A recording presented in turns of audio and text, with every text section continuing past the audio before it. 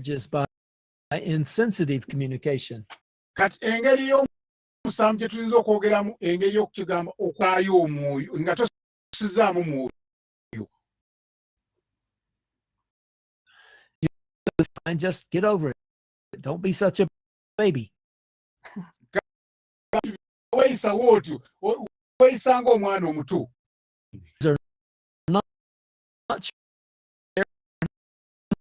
Munnange ebigambo ebyo tebizaamu teryaliza bisanyukiramu kubanga bireeta ebigambo ebitali bituufu.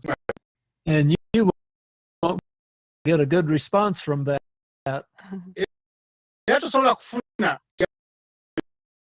So in Proverbs chapter 17,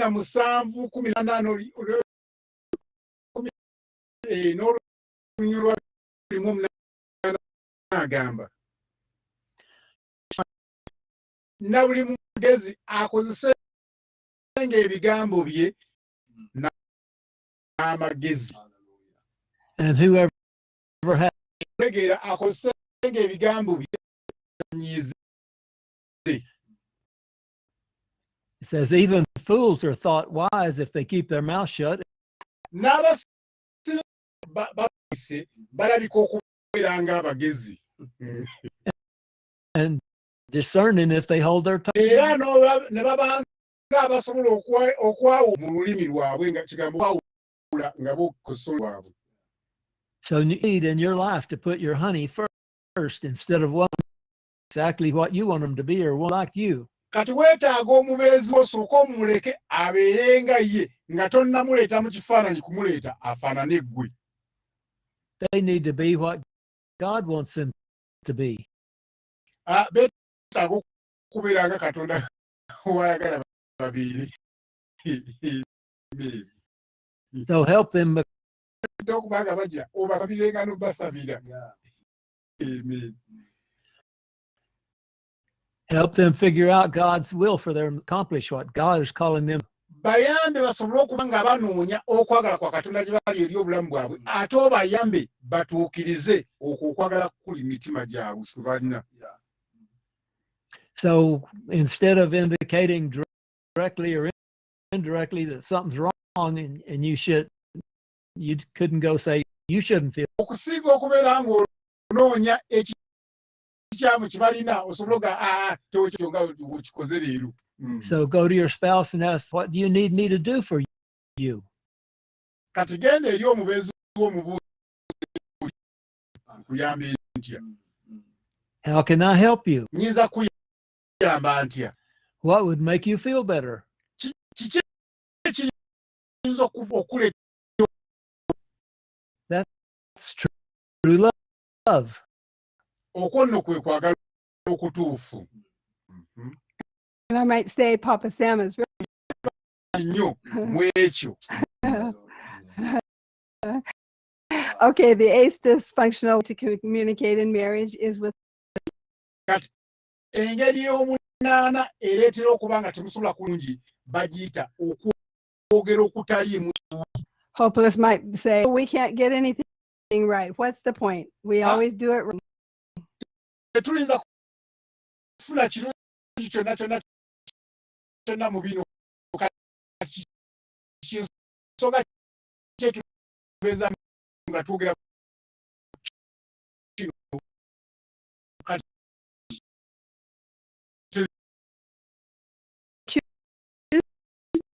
to speak life, no matter what kind of situations are coming at you, you can choose to speak life. Remember that Satan hates marriages and he wants to get us discouraged. jjukira nti setaani akyawa obufumbo era afuba nnyo okulaba etamwa.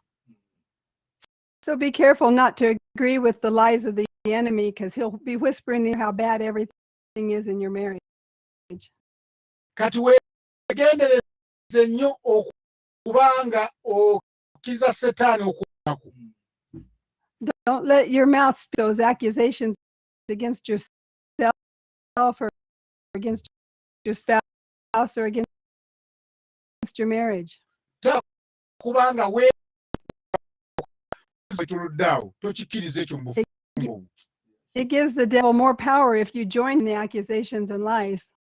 Kiwa setaani amaanyi kasita otandika okubanga weenenyaaninya. Encouraging you, come on and fight for your. Kugamba nti olwanirira obufumbo bwo. Speak life over yourself and over your spouse or your marriage. Yogera obwo mu bufumbo bwo eri omwagalwawo, yogera bulamu. Amen. Even if you have to do what's called calling things that are not as though they were. Newekibanga kyetagisa kuyita bintu bitaliiwo, oyite byogere biberenge. All things like God wants them to be, even if you don't see evidence with eyes. Kitegeeza nti n'amaaso gokkiriza.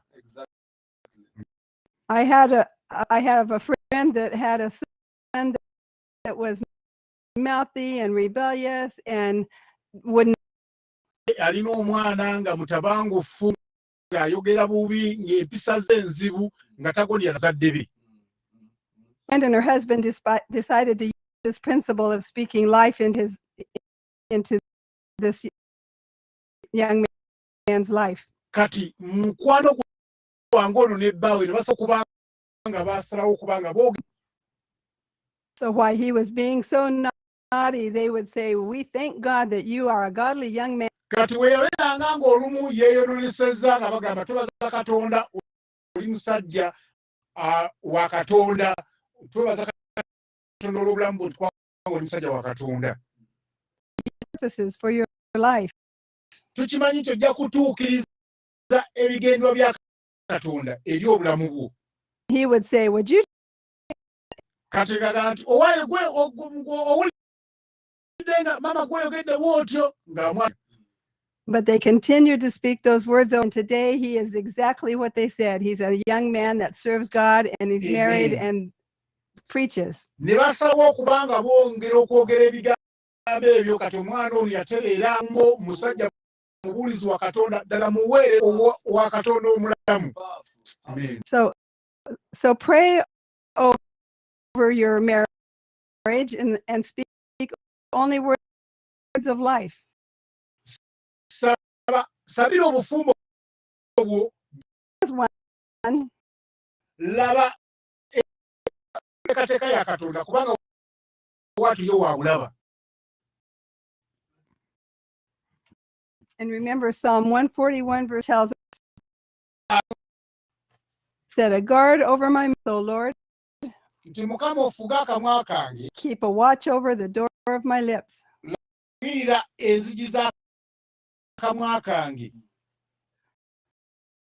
So if you have a hard time saying words of life instead of you, Kati bw'obanga temuli by'obulamu, Katonda akuteekeko kuba kikufulu, abeere nga buli kaseera akibira akamwa. Look at the ninth, this Okubanga bitereeza obufumbo ne bubeera bulungi, lyerimu ku tteeka ekkulu nga tugatta byonna wamu. somebody might, it's just not going to work. Kati omuntu omu ayinza okubeerawo nti obufumbo bwaffe tebusobola kubeera. Tebusobola kubeera. We might as well call, may say to you, if you don't change this, just don't bother to come home. Kati ng'agamba nti bw'oba don't change, I'm leaving. nange These are all threats that should be removed from your vocabulary. What is this? Threats to get your own way. kati okutya kuteeke wabbali ono. Do you believe for a minute that these kind of crosswords crossing your lips are going to make any changes? Okkiriza ebigambo bino ebiva mu kamwa ko birinza okuleetawo enkyukakyuka yonna. They are words of death. Munnange ebigambo bya kufa. So what do you do if you come to a place where you can't work? Kisobola kubanga mukolera wamu. What's your emergency plan? Ekiki ky'oteeseteese ekiddako. You need to go to a Christian counselor, to a worker, Pastor Frederick. Weetaaga okugenda eryo kansala nga mukristaayo nga Apostle Ark oba nga Musumba Frederick n'otula wansi bakuwabule. Go to the Bible and see what it says about marriage. Oba genda mu Bayibuli ono eyogera kiki ku bufumbo. Don't ever throw in the towel. That's why they say it here. Tosuula muguuni nga Bayibuli bw'egamba waneeno. Designed marriage, and he said it was good. Okusookera ddala njagala ojjukire nti Katonda yali ng'akoze obufumbo yagamba nti na obufumbo bulungi. So look at your marriage from God's perspective. God is all powerful. Kati tunuulira obufumbo bwo mu ngeri Katonda gy'abulabamu kubanga Katonda abulaba nga bw'amaanyi. He is so full of love and so full of hope.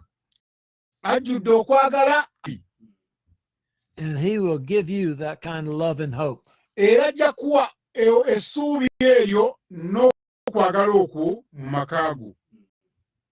Ask him for his supernatural touch in life. Musabe akukomeko n'omukono gwe ogw'amaanyi mu bulamu bwo. And he'll reach down and touch you and make a difference. Era ajja kuka wansi akukwateko olabewo enjawulo. Make sure and take the word divorce out of your vocabulary. Just don't ever say it. Kati fuba nnyo okulaba nga weegyamu ekigambo ekyokwawukana okijje ne mu njatula y'akamwa ko kibeere bweru bwa kigambo kyo. So pray like this every day. Sabanga bulijjo bw'oti. Lord, what do you want to change in me Nti Mukama kye wandyagadde okuba ng'okyusa mu nze to be a better husband or a better wife to my spouse? okubeera omukyala omulungi oba omubeezi omulungi eri omwagalwa wange. God can work in any situation where we have a humble and teachable heart. Mukama asobola okukola mu buli mbeera yenna singa tusalawo okubeera n'omutima ogusomesebwa ate era omukakkamu. Do not allow the pain of past that you have from your past ruin you. Tokkiriza obulumi obwayita okubanga bwe bujja okufuga amaka go. You need to run to an outside source of help if you feel hopeless. Weetaaga okufuluma ebweru ofune essuubi singa owulira nga tokyalina ssuubi. The first source is Jesus Christ, and the next source is a Christian counselor or pastor. W'osobola okujja essuubi erisooka wa Yesu oba si kyo eryokubiri osobola genda eri omukristaayo n'akuwabula. Nothing is too hard for God, so never give up.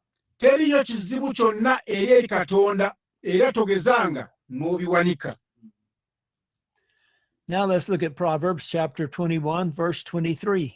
Katunde engero 21 olunnyo lwa 23. Those who guard their mouth and their tongues keep themselves from calamity.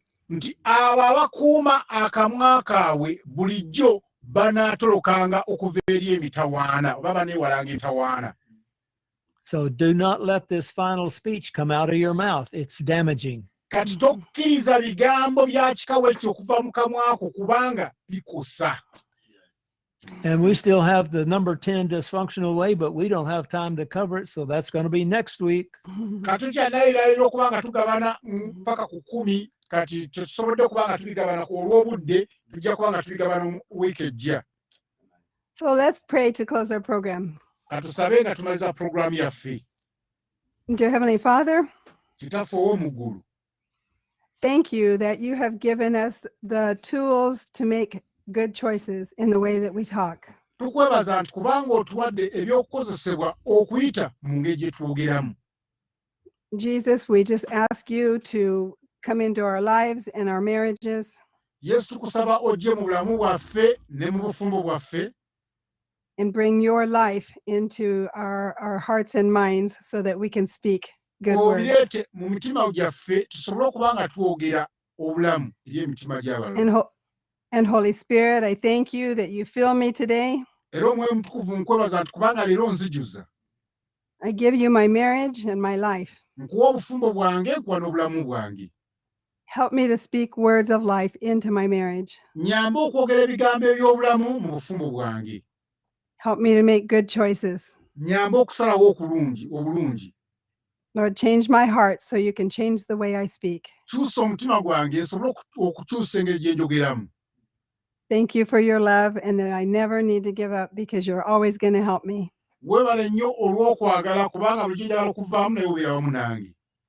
And thank you in Jesus' name, amen. Tukwebaza mu linnya lya Yesu Kristo, buli muntu n'agamba nti amiina. God bless you so much for the wonderful word. Mukama abawe nnyo omukisa olw'ekigambo I ekibadde want to kirungi. appreciate Bishop Friday from Bugiri Twagala kusiima Bishop Friday okuva e Bugiri, and also Pastor Derek from Mukono. Pastor Derek from Those Mukono. are the people taking the clubs from those respective areas. Be bantu abatutte omusingi guno nga bagusizaamu ekitiibwa. Bless you, we honor you. Nga tubasaamu omukisa, tubawa omukisa era tubasaamu ddala ekitiibwa. Be blessed so much. Muweebwe nnyo omukisa. Follow the links Mugoberere emikutu gyaffe and also the numbers we gave you. n'ennamba ze tubawa In Jesus' name. mu linnya erya Yesu Kristo. Bye bye. Tubaani tubasubudde olunaku olungi. Let's see you next week. Bitu. Blessings. Amen. Okay. Love you guys. Thank